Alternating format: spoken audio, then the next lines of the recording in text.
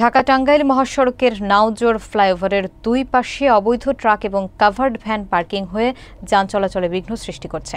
স্থানীয়রা অভিযোগ করেছেন, সন্ধ্যা থেকে রাত পর্যন্ত গাড়ি পার্ক করে পণ্য লোড আনলোডের কারণে মহাসড়কটি বিপজ্জনক হয়ে উঠেছে। বিস্তারিত দেখুন জুবাইর হোসেন ইফতির প্রতিবেদনে।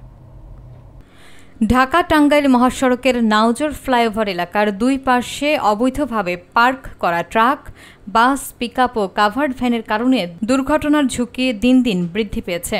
জানা গেছে, মহাসড়কের নিচে গাড়ি পার্ক করে যাত্রী ওঠানামা এবং পণ্য লোড আনলোড করা হচ্ছে।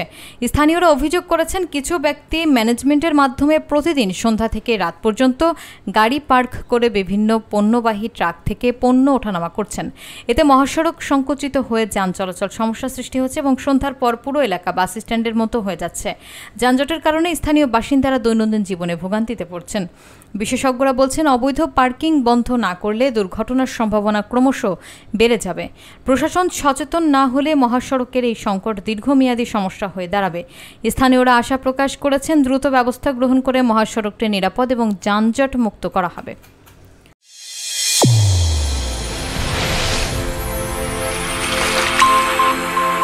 চ্যানেল A1 হৃদয়ের স্পন্দন।